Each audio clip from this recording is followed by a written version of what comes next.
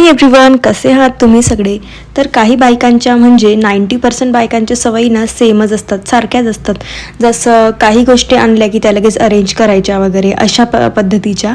म्हणजे 90% महिलांच्या या सवयी तर सेमच असतात की भाजीपाला आणला किंवा काही किराणाच्या वस्तू आणल्या तर त्या लगेचच अरेंज करायच्या, व्यवस्थित रिस्टॉक करायचं. तर मी पण आज काहीतरी असंच रिस्टॉक करणार आहे. तर भाजीपाला मी आज रिस्टॉक करणार आहे.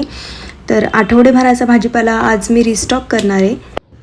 तर माझ्या काही सवयी, आवडीनिवडी तुमच्यासोबत शेअर करते. तर व्हिडिओ शेवटपर्यंत नक्की बघा आणि मला कमेंट करून नक्की सांगा की कसा वाटला माझा सेकंड मोठा ब्लॉग तुम्हाला कसा वाटला. तर भाजीपाला वगैरे मी आज आणून घेतला होता, कारण आठवडेभराचा भाजीपाला मी एकसाथच आणून घेते. आणि आज सकाळी जेवण वगैरे झाल्यानंतर दुपारी भाजीपाला घ्यायला गेली आणि लगेचच तो मी रिस्टॉक करायला घेतला. तर काल ना सॅटरडे होता आणि नेमकंच फ्रीज उघडून पाहिलं तर फ्रीजमध्ये नेमकं भाजीच्या नावावर ना फक्त फ्लावरच होती. आणि फ्लावर ही यांना आवडत नाही आणि बटाटे तर नेहमीच असतात माझ्या फ्रीजमध्ये. आणि सध्याला उपवास चालू आहेत श्रावणचे, तर बटाटे मी जास्त आणून ठेवलेले होते आणि भाजीच्या नावावर फक्त फ्लावर होती. तर म्हटलं चला भाजीपाला वगैरे घ्यायला जायचं. तर भाजीपाला वगैरे घेऊन आली दुपारच्या वेळेला आणि तो रिस्टॉक करायला घेतला. सगळ्यात आधी भेंडी वगैरे धुवून घेतल्या. सगळ्यात आधी भाजीपाला पिशवीतनं काढला आणि सगळा व्यवस्थित धुवून वगैरे घेतला. तर सगळ्यात आधी ना मी भेंडी वगैरे धुवून घेतल्या, कारण जोपर्यंत मी दुसरा भाजीपाला निवडेल, कापेल, कोथिंबीर वगैरे किंवा कांद्याची पात ते वगैरे निवडेल ना, तोपर्यंत माझी भेंडीसुद्धा सुकेल आणि ती मी व्यवस्थित फ्रीजमध्ये ठेवू शकेल. कारण जेव्हा पण मला भाजी करायची असेल ना, तेव्हा मी डायरेक्ट फ्रीजमधून काढून चिरून मी भाजी करू शकते. त्यावेळेस मला धुवायचं काही टेन्शन राहणार नाही, सुकवायचं टेन्शन राहणार नाही.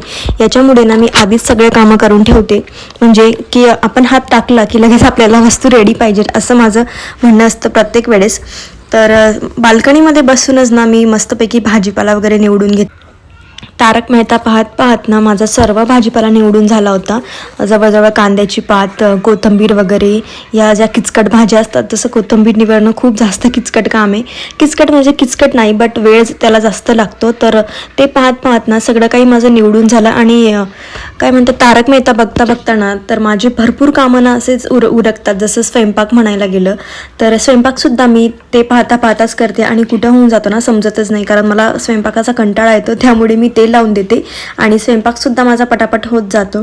तर अशा पद्धतीने तारक मेहता पाहता माझ्या भाज्यासुद्धा निवडल्या गेल्या आहेत. तर कांद्याची पात आणि कोथिंबीरसुद्धा निवडली आणि मी ती बॉक्सेसमध्ये अरेंज करून घेतली. तर हे बॉक्सेसमध्ये ना जवळजवळ तुमची 1 किलोच्या आसपास भाजी मावून जाते. आणि हे बॉक्सेस मी ऑनलाईन मागवले होते मिशोवरून. याची लिंक हवी असेल तर मला कमेंट करा, मी नक्की लिंक देईल तुम्हाला. तर अशा पद्धतीने मी भाजीपाला वगैरे अरेंज करून घेतला फ्रीजमध्ये. फ्रूट बास्केटसुद्धा खाली होतं आणि फ्रूट बास्केटमध्ये मी टोमॅटो ठेवले. आणि बघा बाल्कनीचा हा पसारा. आणि जरी मी बाल्कनीत बसली होती ना तरीसुद्धा घरातसुद्धा हे मातीचे कण येऊन गेले. तर सगळं काही आधी बाल्कनी वगैरे साफ करून घेतली. आणि माझ्या भेंडीसुद्धा इकडे सुकल्या होत्या. तर पाहू शकता मस्तपैकी किचनच्या खिडकीतनं जे ऊन येत होतं ना त्याने भेंडी व्यवस्थित सुकून गेल्या होत्या. मी आधीच त्यांना कापडाने क्लीन केल्या होत्या, त्याचं पाणी वगैरे सोक करून घेतलं होतं. तर अशा पद्धतीने माझ्या भेंडीसुद्धा सुकल्या होत्या. आणि हे दोडका लई मोठा भेटतो इथे आणि हे 2 दोडके आणले होते. आणि एवढा चविष्ट पण नसतो, जसं आपल्या खानदेशात भेटतो ना तसा दोडका इथं अजिबात नसतो. तर तुम्ही बघू शकता इथे माझी बाल्कनी वगैरे क्लीन झाली आहे आणि मी स्टँड वगैरे तिथे परत लावून दिलं आहे. तर उरलेले जे काही भांडे कुंडे होते ना ते सुद्धा मी घासून घेतले, कारण मला ना लगेचच पसारा आवरायला आवडतो. तर तो कुठलाही असो, किचनचा असो किंवा हॉल वगैरे बेडरूम कुठलाही असो, मला लगेचच पसारा मोडायला आवडतो. आणि वातावरण खूप ढगाळ झालं होतं, असं वाटत होतं की पाऊसच पडेल. आणि सगळी कामं वगैरे उरकल्यावर ना खूप थकले होते. तर म्हटलं चला निवांत थोडं TV बघूया. तर TV सुद्धा मी तेच लावलं. तुम्ही बघू शकता मी काय लावलं आहे TV. तर याच्याशिवाय ना माझा दिवसच जात नाही. मी खरं सांगायला गेलं तर खरंच माझा दिवसच याच्याशिवाय जात नाही. प्रत्येक गोष्टीत, प्रत्येक काम करताना मी हा शो तर मी नक्की बघेल.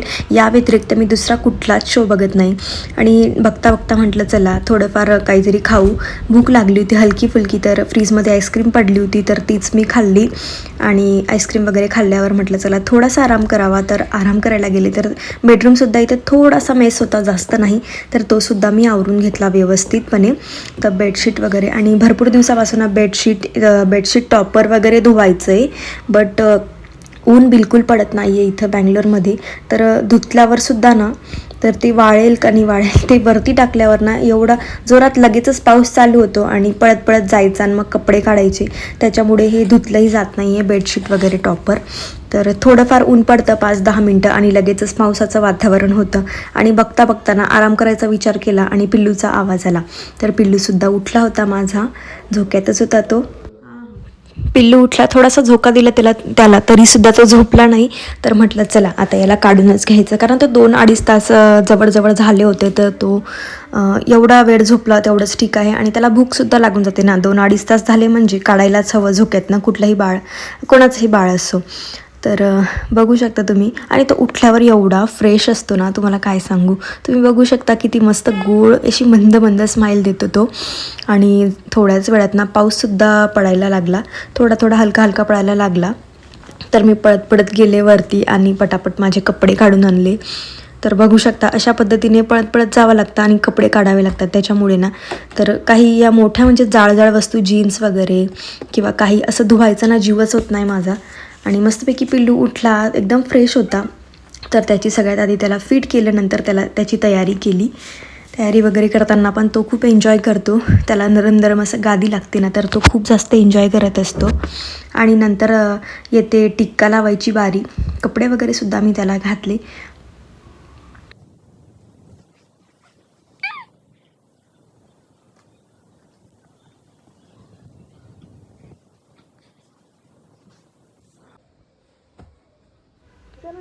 आणि नंतर इथे पिल्लूला टिक्का लावायची बारी.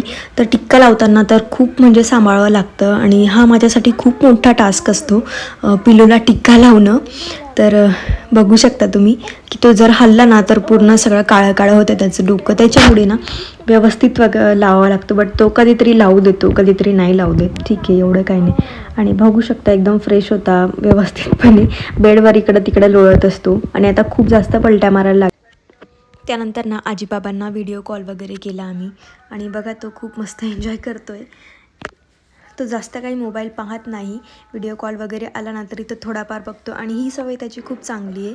आणि तो बघू शकता तुम्ही कशा पद्धतीने तो बघतोय. पण त्याचे हातपायसुद्धा चालू आहे आणि तो इकडं तिकडंच बघतोय. आणि तो आता पलटी मारेल आणि बघतोय नेमकं की मम्मा काय करते.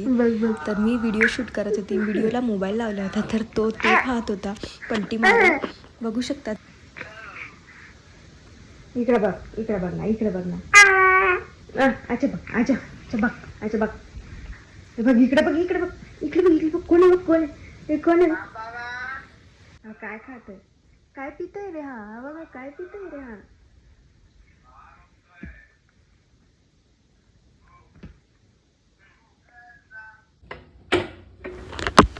आणि जवळजवळ संध्याकाळ झाली होती. तर म्हटलं तर खूप दिवसापासून ना डीमार्टमधून ही कॉफी आणली होती आणि हिचं उद्घाटन काही होतच नव्हतं. तर म्हटलं चला आज कॉफी करून घेऊया. हीच कॉफी मी आज करून घेतली.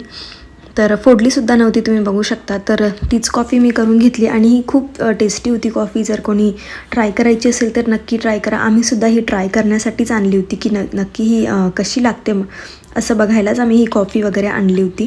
तर कॉफी ही खूप टेस्टी होती, तुम्ही बघू शकता. आणि माय मोर हॅपीनेस, तर माझ्या बाल्कनी गार्डनमध्ये ना अजून एका प्लांटची भर पडली आहे. अजून एक प्लांट एक्स्ट्रा वाढलं आहे, ते म्हणजे रोज. यांनी आणलं होतं ऑफिसून येता रोज आणलं होतं. बघा किती सुंदर दिसतंय. आणि रोज मी आधीपासून म्हणजे भरपूर दिवसापासून मी रोज घेणारच होती, पण त्याच्यावर आळ्या असतात ना, म्हणून मी ते रोज वगैरे काही घेतलं नव्हतं. बट यांनी आणलं. तसं रोज हे सगळ्यांना जास्त आवडतं. तर संध्याकाळ झाली आणि संध्याकाळी खिचडीच करून घेतली कारण आज ना खूप जास्त थकले होते. आणि रोजच मी थकते कारण पिल्लू वगैरेमुळे, कारण पिल्लू झोपला ना तेव्हाच माझे बाकीचे कामं वगैरे होतात. तर खूप थकले होते. तर संध्याकाळी ना सिंपलची खिचडीच टाकून घेतली. आणि खिचडी म्हणजे आमच्या खानदेशात तर ना रोजचं जेवण हे फक्त खिचडीच असतं. आणि मस्त ना आजच्या दिवसाचा शेवट केला आम्ही आईस्क्रीमने. तर डीमार्टमधून ना आम्ही हे नवीन आईस्क्रीम बाऊल आणले होते, तर त्याचंच आम्ही उद्घाटन केलं आणि त्याच्यातच आम्ही आईस्क्रीम खाल्ली.